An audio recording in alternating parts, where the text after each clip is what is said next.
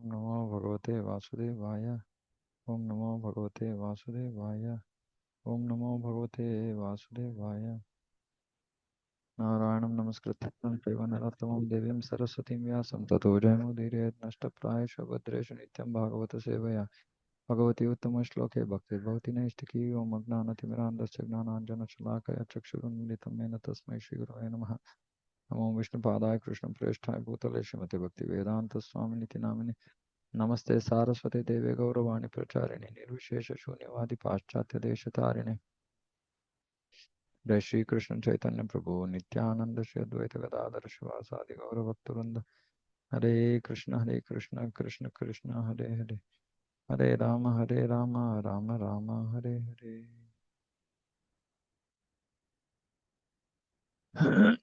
Srimad Bhagavatam, Canto 7, Chapter 5, Verse 31. Again, one more famous verse. नते विदुस्वार्थगतिं हि विष्णुं दुराशया ये बहिरर्थमानिनः अन्धा यथान्धैरुपनीयमानास्तेऽपि शतन्त्र्याम् निबद्धाः। नते विदुस्वार्थगतिं हि Vishnu. They don't know that their ultimate goal, or real swartha, real self-interest, is Vishnu. Durashaya, bad ashaya, bad desires. Basically being ambitious to enjoy this material world. Bahiyarthamaninaha. All considering external sense objects as valuable. Andha yatha andhai upaniyamana. Just as like blind persons are being led by other blind persons. They are Ishatantriam, which is modes of nature, Urudamni Baddha, strongly bound up. Persons who are strongly entrapped by consciousness of enjoying material life. Strongly entrapped by the consciousness of enjoying material life, and who have therefore accepted as their leader or guru a similar blind man attached to external sense objects, cannot understand that the goal of life is to return home back to Godhead and engage in the service of Lord Vishnu. So you can see Prabhupada gives a mini purport here. Actually, the verse doesn't have so many words as in, but to help us understand, so Prabhupada is explaining. As blind men guided by another blind man miss the right path and fall into a ditch, materially attached men led by another materially attached man are bound by the ropes of fruitive labor, which are made of very strong cords, and they continue again and again in materialistic life, suffering the threefold miseries. Very, very strong.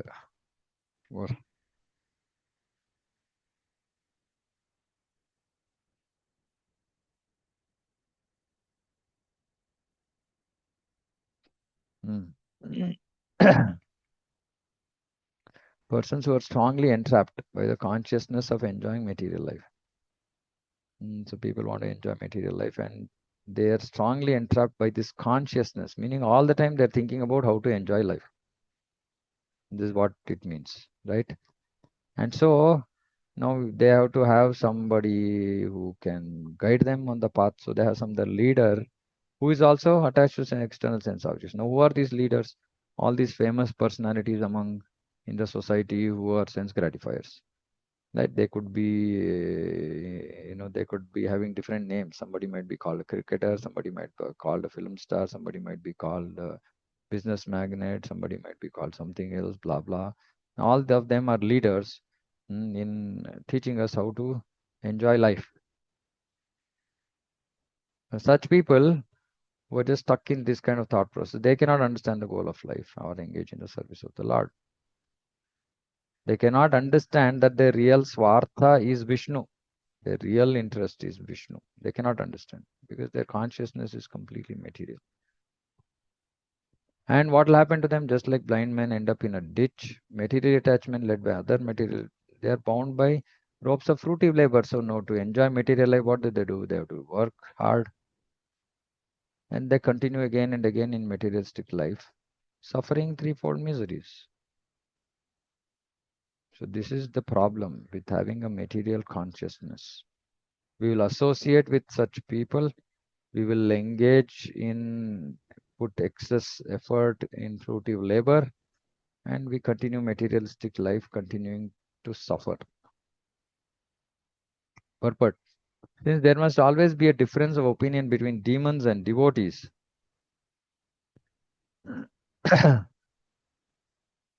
Hiranyakashipu, when criticized by his son Prahlad Maharaj, should not have been surprised that Prahlada differed from his way of life. Nonetheless, Hiranyakashipu was extremely angry and wanted to rebuke his son for deriding his teacher or spiritual master who had been born in the Brahmana family of the great Acharya Shukracharya. Wanted to rebuke his son for deriding his teacher. The word Shukra means semen, and Acharya refers to a teacher or guru. Hereditary gurus or spiritual masters have been accepted everywhere since time immemorial. But Prahlad Maharaj declined to accept such a seminal guru or take instruction from him. This is like Kula Guru.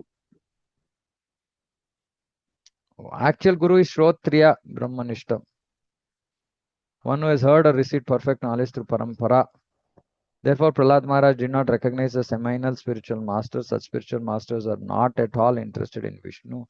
Indeed, they are hopeful of material success. Bahirartha maninaha. Bahirartha means Artha is interest. Interest in with outside things, external things. Maninaha, taking them very seriously. Generally speaking, practically everyone is unaware of the spiritual world. The knowledge of the material is restricted within the 4 billion mile limit of this material world, which is in the dark portion of the creation. They do not know that beyond the material world is the spiritual world. Unless one is a devotee of the Lord, one cannot understand the existence of the spiritual world. Even now, we can understand, or we have knowledge that there is spiritual world, but we don't have clear understanding of the spiritual world. For that, we have to make further progress. Guru's teachers who are simply interested in this material world are described in this verse as andha. Such blind men may lead many other blind followers without true knowledge of material conditions. But they're not accepted by devotees like Prahlada. Such blind teachers, being interested in the external material world, are always bound by the strong ropes of material nature.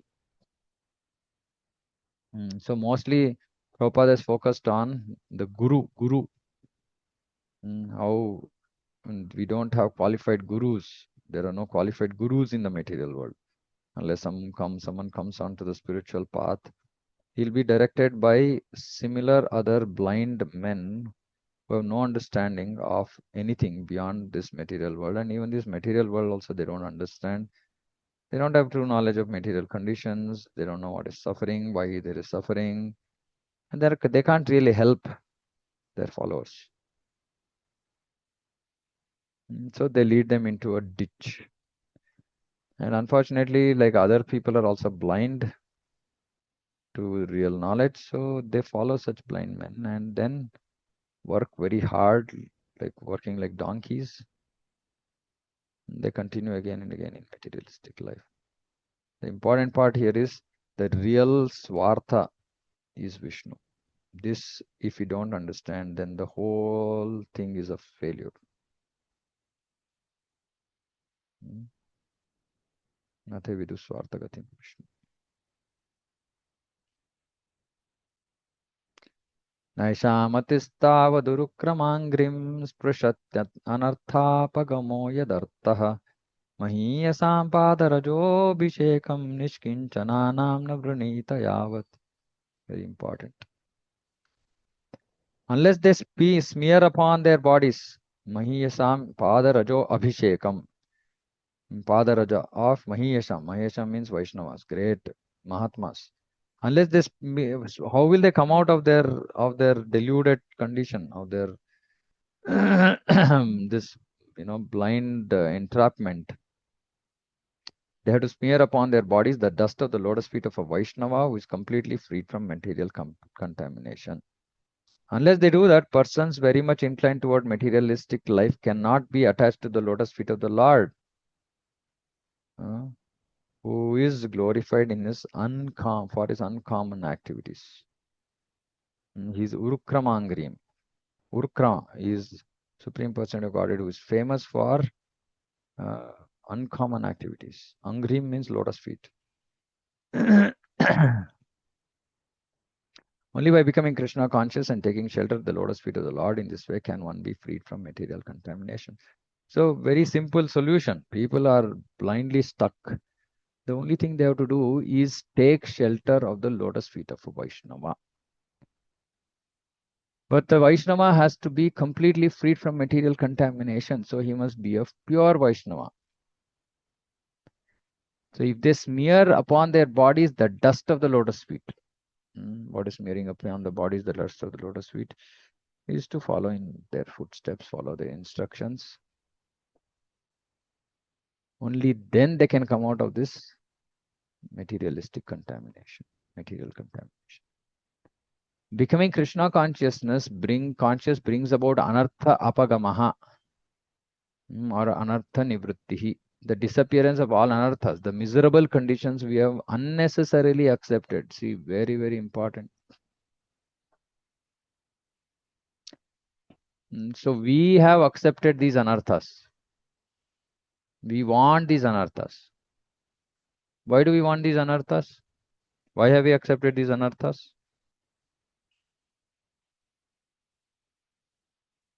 Any thoughts? For sense gratification. For sense gratification, okay. What else?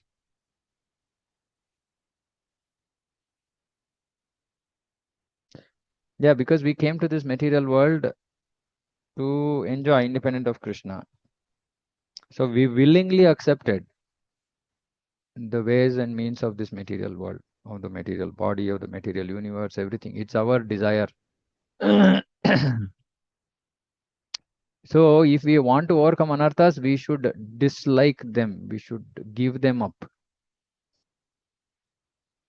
Many times, see, the process of devotion is so powerful that if we let go of our anarthas, meaning we don't hold on to our anarthas, they will go in course of time. Because devotion, process of path of devotion is very, very powerful.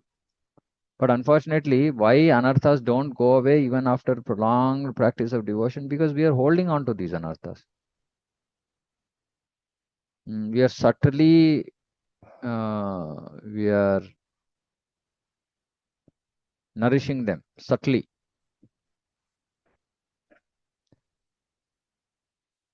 So if we want anarthas to go, we should sincerely desire that those anarthas go, and we should pray. Like, for example, I said Nityananda Trayodashi, pray. Lord is extremely more merciful, and Chaitanya Mahaprabhu and Nityananda Prabhu, they are ready to give mercy. They're not like Krishna. Krishna thinks, okay, Sarvadharman Parityaja. No, but Chaitanya Mahaprabhu, Nityananda Prabhu, they will not even think whether qualified, not qualified. They're not going to think. They're going to just give mercy. But we should be ready to receive the mercy. So if we want to give up the anarthas, then they will go.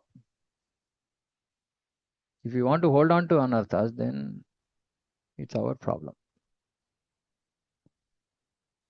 The material body is the basic principle of these unwanted miserable conditions. Without the material body, we can't exist here. And to enjoy independent of Krishna, we needed this material body. So it's the basic principle.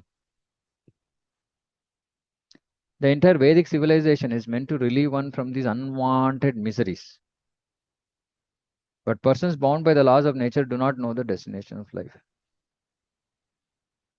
So somebody who's not in knowledge, it's expected that they remain bound.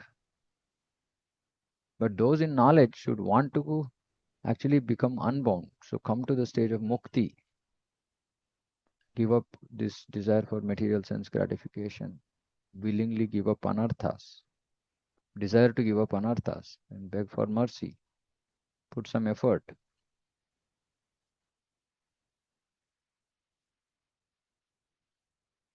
As described in the previous verse, Isha Tantram Urudam Nibaddha. They're conditioned by the three strong modes of material nature.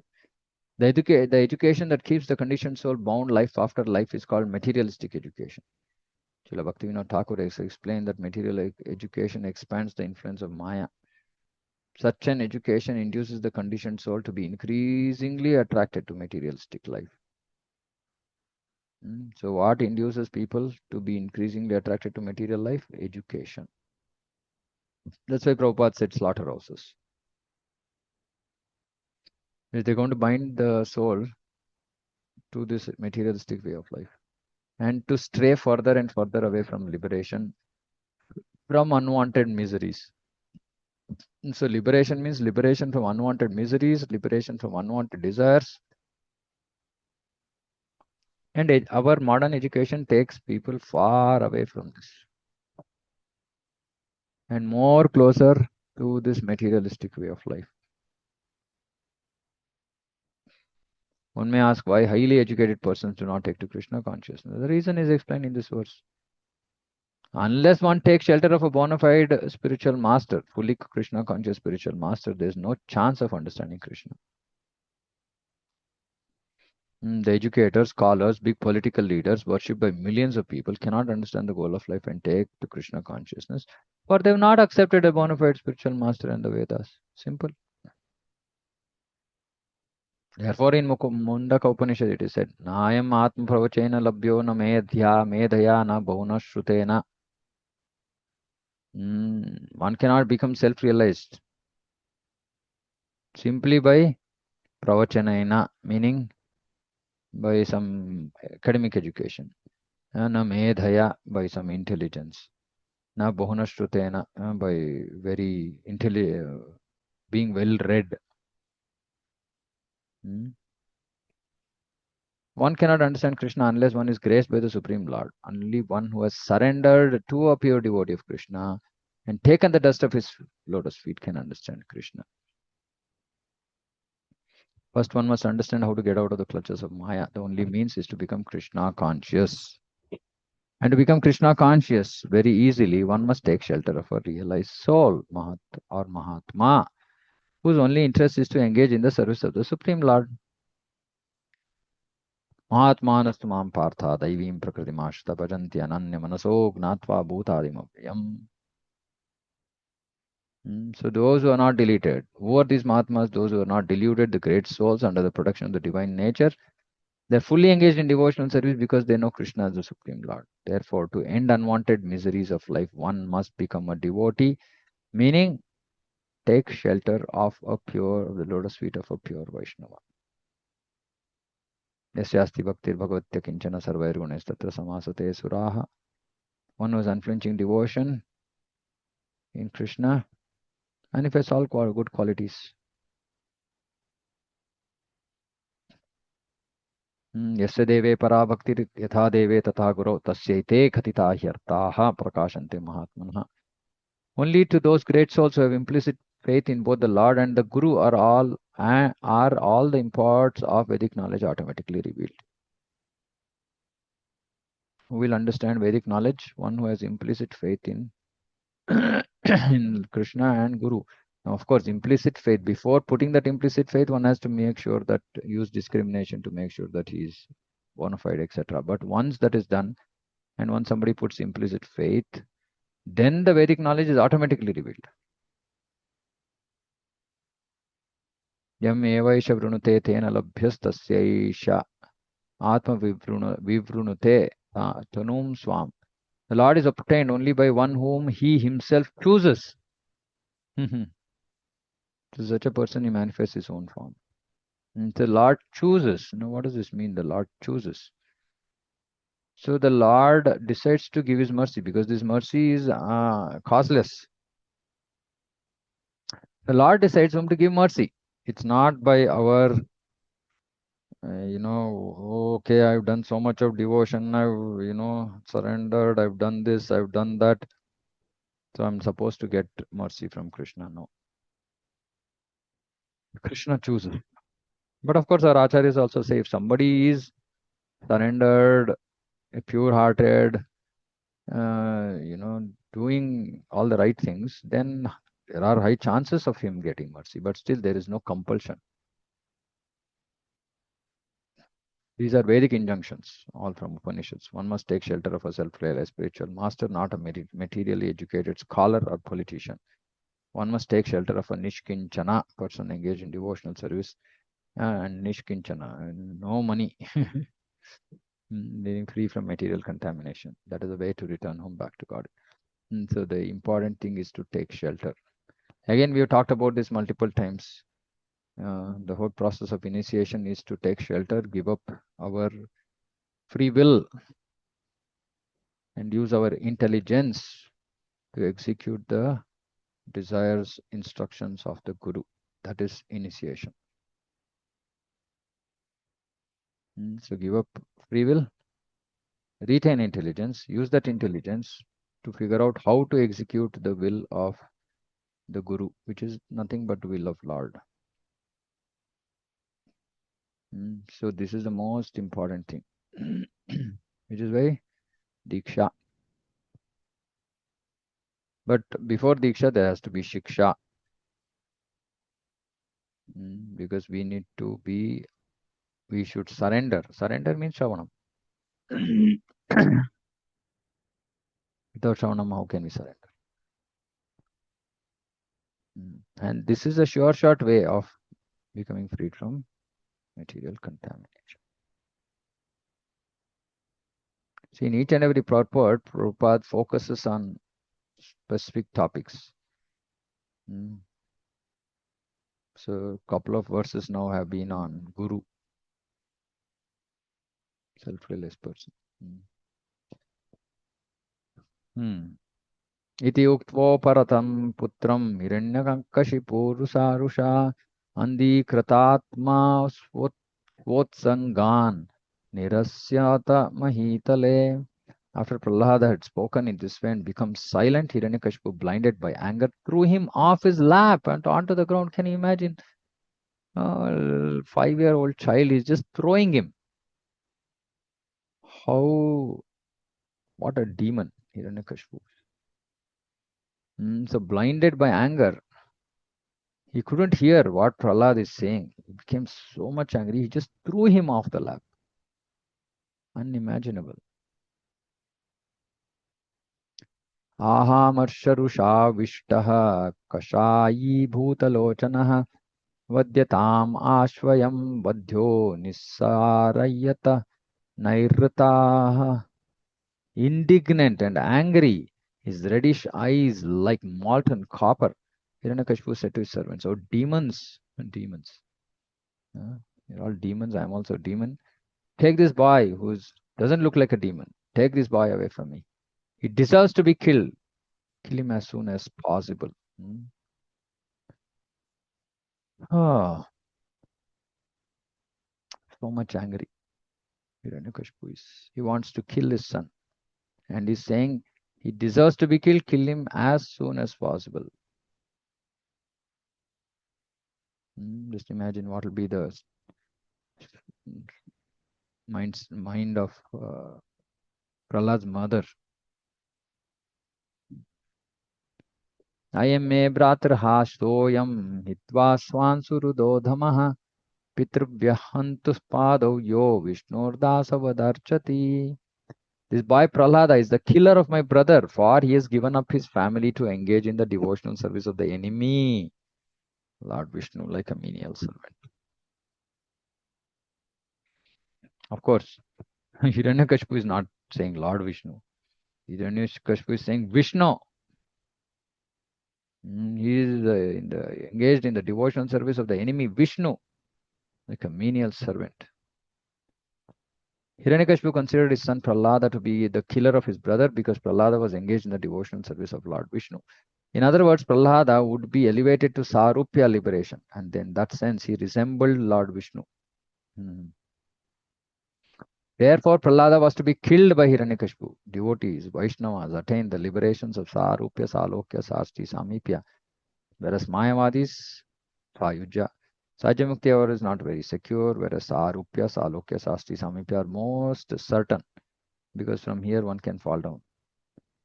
Although the servants of Lord Vishnu, Narayana in the Vaikuntha planets are equally situated with the Lord, the devotees there know very well that the Lord is the master, whereas they are servants. They're equally situated because they have similar look, they look similar, they have similar opulence, They stay near the Lord, everything, but they know that they are servants. But somebody else looking at all of them might not be able to distinguish. They're all equally situated. So this is liberation in Vaikuntha, which is why somebody who is in Gaudiya Vaishnava, he pure devotee says, no, no, no, I don't want anything equal to the Lord. How can I be equal to the Lord? But then, yeah, then the rasas in Goloka then make him even superior to the Lord. But yeah, they don't have, except for the pleasure of the Lord, they don't have any other desire. They don't say that I want to have a form like Krishna or like Vishnu. That itself is considered a desire.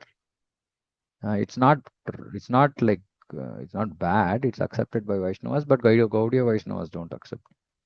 Gaudiya Vaishnavas, we want just pleasure of Krishna. No Rupa, no Loka, no nothing else we want. Whatever Lord desires, wherever He wants to put us.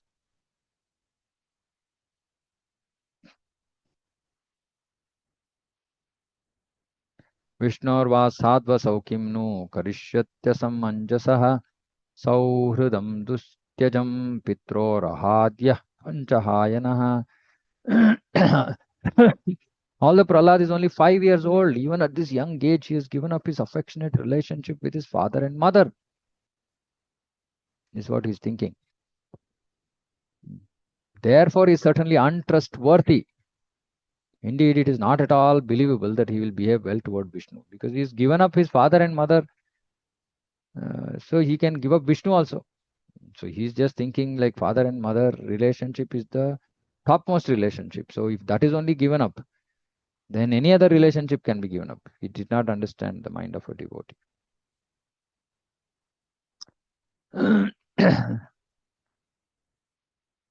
परोप्यत्पत्यं हितकृद् यथौषधं स्वदेहजोप्यम् आमयवत् सुतोहितः छिन्द्यात्तदङ्गं उतात्मनो हितं शेषं सुखं जीवति यद्विवर्चनात्.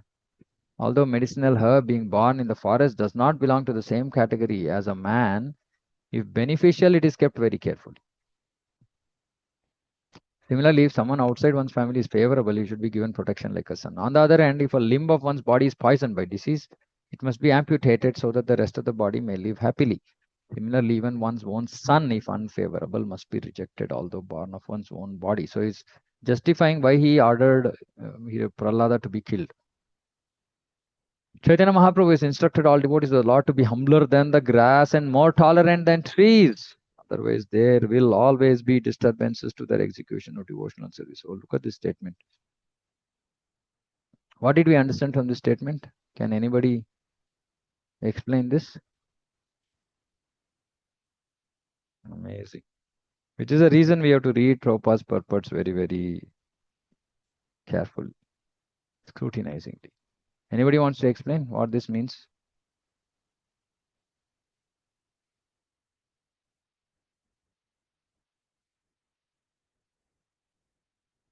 Try.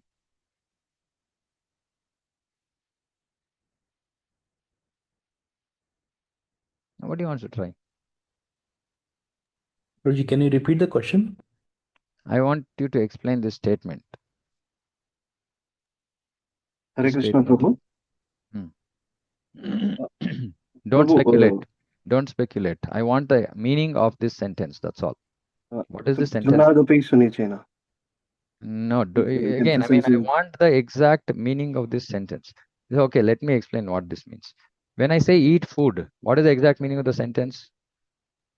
Is that I have to eat food. Eat food. Yeah. Now, don't give me something else. I want to understand what this means. When you read this statement in English, what came to your mind?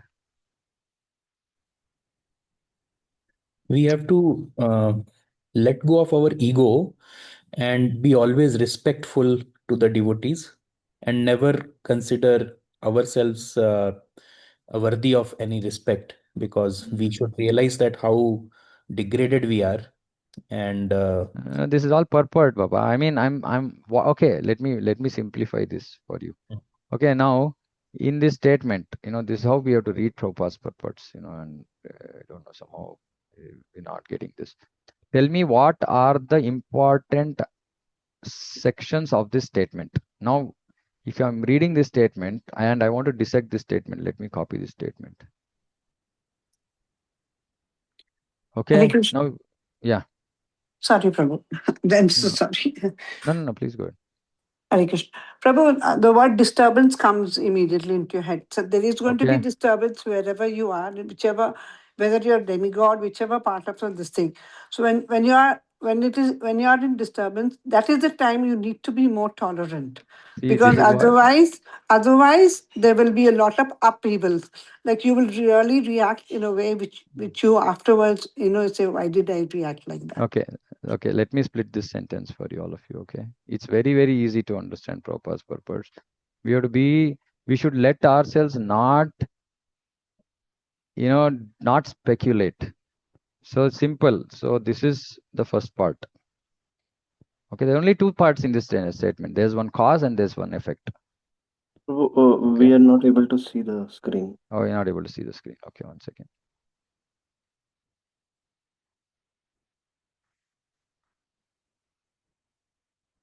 Yeah. Okay. So you can see this is the line that I copied. Okay. So what Prabhupada is saying? He's saying the instruction is be humbler than grass and more tolerant than trees. Why? Otherwise, this is all we need to understand in this sentence. If we are not humbler than grass and more tolerant than trees, then we will have disturbances in life. It's not the other way around. Did you understand this?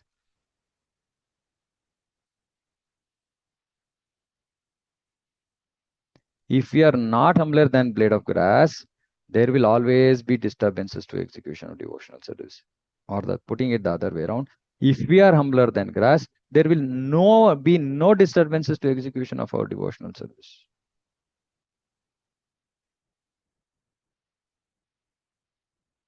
Is this clear? The prerequisite is that we have to be Trunadapi, then that is what Chaitanya Mahaprabhu is saying, right? Kirtaniya Sadahari, there will be no disturbances. If you are not humbler than grass, tolerant than trees, then there will be disturbances. Then we can't do Kirtaniya Sadahari. So there's a cause effect, meaning this is the condition, and then this will be achieved. Is it okay? We should have, when I asked sentence, what did you understand? This is what you should have told. Because this is the purport of this. It's not about expanding this part. We don't need to expand this part. That is known, right? But the relationship between humility and disturbances is the key point in this statement.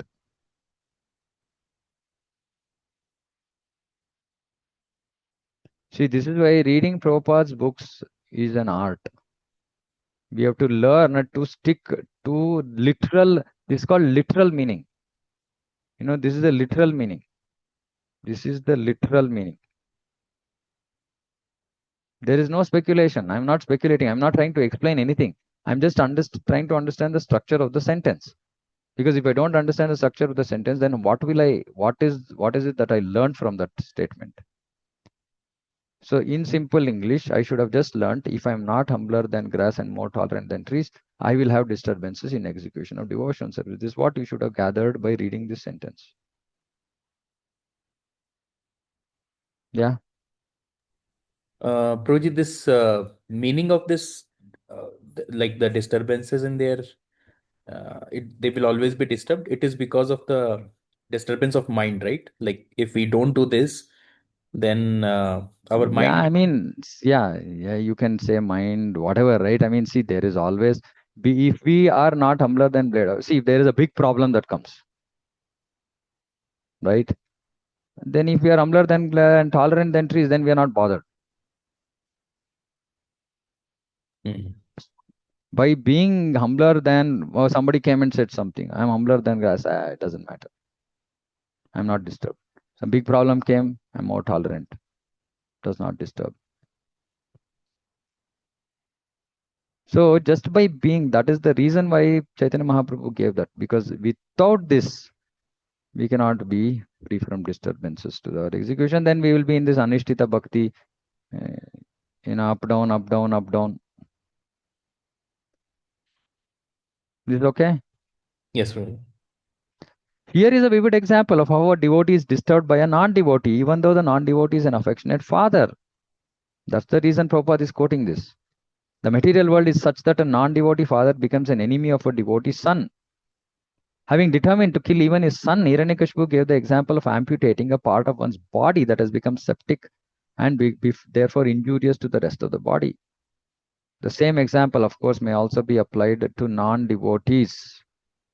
Chanakya Pandita advises, Tyajat Durjana Samsargam Bhajas Sadhu Samagamam. Devotee is actually serious, not the word again. See, these are the things we should hit. It should hit us immediately.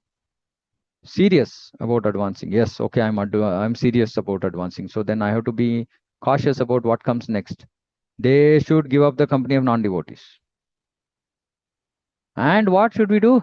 Always. Now again, we can't speculate on this always. Always means always. It's not whenever we can. It's not 2 hours in a day. It just means always. You know how these purports work on us. So when we read this statement, we should take it literally. Okay, so I'm serious about advancing. Yes or no? Okay, yes. Okay, now what Krishna Prabhupada is saying, I should always keep company of devotees.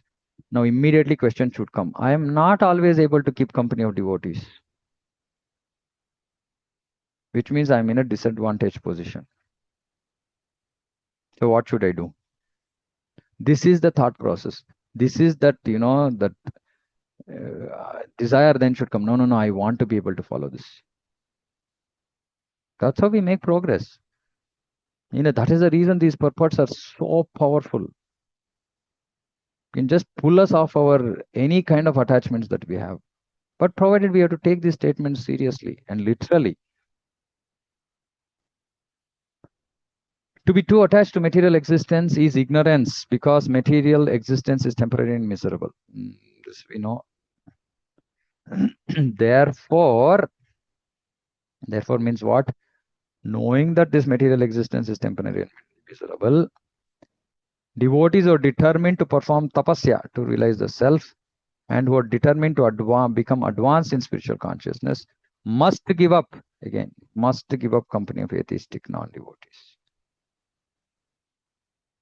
Bring down association or contact with non-devotees to the minimal. But then the question comes saying that, okay, we are working, how can we do this? Do as much as less as is required and move towards the consciousness saying that I have to get out of this, which is the transition from grihastha to vanaprastha. Prahlad Maharaj maintained an attitude of non-cooperation with the philosophy of non-cooperation movement. Yet he was tolerant and humble. Such a powerful thing. See, this is so difficult. Can you just imagine this? You don't like something. You're not ready to cooperate with somebody else's philosophy. Yet you're tolerant and humble. You're not like jumping up and down, shouting. You're just like, no, sorry, I can't follow this. Really, which is why I'm saying these purports, it's like just mind-boggling. Hiranyakashipu, however, being a non-devotee, was so polluted that he was even prepared to kill his own son, and he was so angry, and which is not the quality of a devotee at all, right? He justified this by putting forward the logic of amputation. Such a powerful purport. Yeah, Prabhu. Hare Krishna, Prabhu, I think it's a very big realization. So, the tendency, like the quality of being humbler, can also be applied if somebody is giving some wrong philosophy. Yeah. So we might disagree with them. We can tell them humbly that no, this is not correct and this is correct. And even if they don't understand, sometimes we raise our voice or we part ways with them. So I think Yeah. these are the these are Yeah, absolutely. And this happens more inside the house. yeah. Yeah. For most devotees, it happens inside the house. Yes. Means such. That's why we read Prabhupada's purports, with attention. It gives us these, it gives us, what is the word? Tools, sutra, to deal with this world, right? It's that powerful. Okay. Yeah. Anything else? Anybody? I don't know, but I just get kicked when I see such statements. It just, because we can't realize these things ourselves, right? I mean, how much ever we might be, Prabhupada is giving those like real deep insights. Two deep insights in one purport, just it's like the day is done. If we can get two such statements, life-changing statements, which we can try to implement, actually three in this day, in this purport, then we are done. It's like, we had ice cream or whatever that is. Okay, anything else? Anybody? Yeah, Prabhu. Yeah, I just wanted to share one realization, Mhm. very small. So basically, reading Prabhupada's purports on Prahlad Maharaj gives so much peace, right?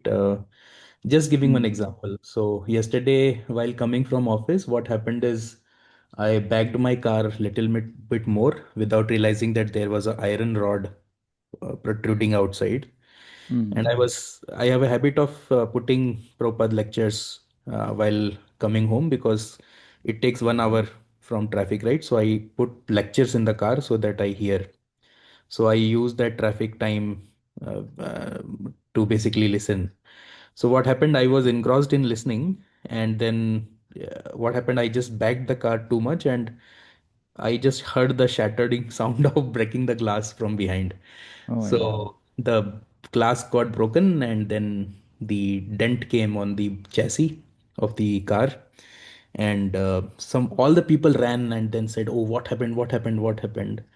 And I just told them, "Just keep quiet. Lecture is going on. I want to hear this."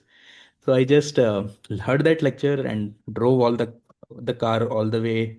In between people who are coming on the way, they were just letting me know, "Hey, your glass is broken," and this. I said, "Yes, yes, yes." And lecture was going on, and still, so people were laughing also that okay, he's not bothered at all. Then when I reached home, I just didn't even tell to wife that okay, this happened. I said okay, some normal servicing is needed. Apparently neighbor saw, and then they told wife that hey, your glass is broken, and as if it's a very big thing. I told her no, it's a simple thing, don't worry, I'll get done. So the thing is that I can relate to this, that the same experience, if it would have happened some years back, I would have gone nuts, right? Mm. Crazy. Like, oh, this has happened, and oh my God, I would have fought with the maybe the security guard. Why did you keep this rod here, there, there? So basically, the point is that any situation, it's a very small situation, but if I mean, literally, I could feel that I did not get affected at all. Although I don't know how much money I have to spend today for rectifying it, but still, mind is not disturbed.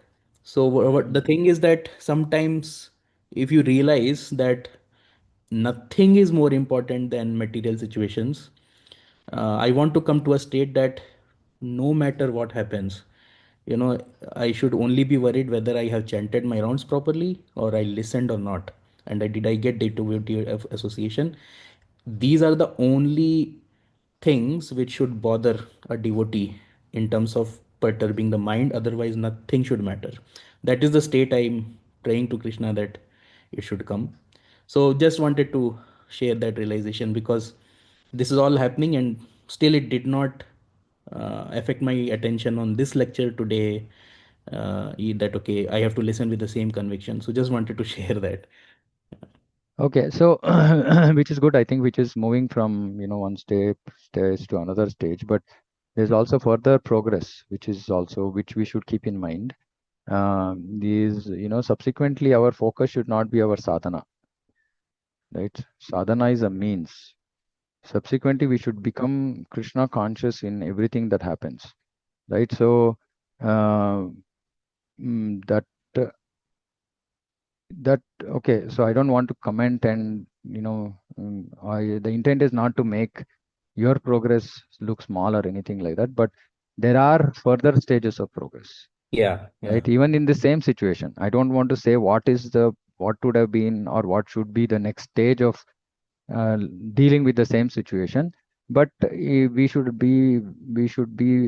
understand that there are higher stages of consciousness even in this kind of situation, right? um, but it's good that something that would have affected you, in a very bad way few years back or whatever, now you've been able to overcome it and yeah, not get too affected by it. I think it's a good thing for you. Yeah. Okay. yeah. Like by the higher progress, you mean that attachment to service and some more goals, right? Yeah, that I agree. Or anything else you Yeah. wanted to? So see, one thing we have to come to an understanding in our life, saying that every rupee that I have is Krishna's. Okay. Everything given to me is for Krishna's service. Mm. So we can feel that maybe there was need for being little more responsible. Right now, one of the Yeah. things I've before, right, when His Holiness Bhakti Vikas Maharaj used to come to Bangalore, and those days I used to drive him around. I used to get chastised for any little diversion from the road or and he used to categorically no phone, no music, no nothing. Focus on the road, right? So I've got like some severe chastisement because these are like things that we are normally used to, right? And these things come together and say, because we have to be extremely responsible about everything that Krishna has given us. Because every rupee spent elsewhere is loss of Krishna's service. Mm. Okay, so it's okay. Like I said, we'll all of us will make those incremental steps towards Krishna. First is liberation, right? Yes, okay, I'm not affected by material loss, which is good. But we also have to think, saying that, could I have avoided the loss, because this is loss of Krishna's money.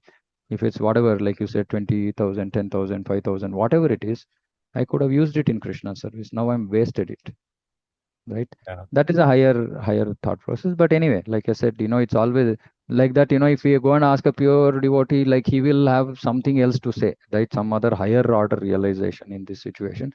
So we can always keep, which is the good thing about, when we associate with devotees with different we will keep learning. We'll keep learning. But anyway, like I said, I'm not belittling your progress. I think it's very commendable that you were not affected by it. Yeah, but I think you're right. So it should be also that we should be careful in driving and anything in the situation in life. We should be careful so that we take care of ourselves and also, Yeah, also that is an important point, right, that you made. We have to take care of ourselves because the body is gurus, yeah, yeah, right? So yeah, these things are there. But yeah, anyway, it's all good. Everything adds up to making progress. Okay. Okay, anything else? Anybody? Okay, we have a lot of things to learn from Prahlad Maharaj. Okay, so we're going to keep discussing Krishna willing. Okay, as we go along. Thank you so much. Srimad Bhagavatam ki jai, Jagat Guru Srila Prabhupada ki jai, Vancha Kalpatarubhyashta Kripa Sindhubhyo Cha Patitana Pavnebhyo Vaishnavebhyo Namo Namaha. Koti Vaishnavandi ki jai, Samaveta Bhakta ki jai. Hare Krishna. Thank you for joining.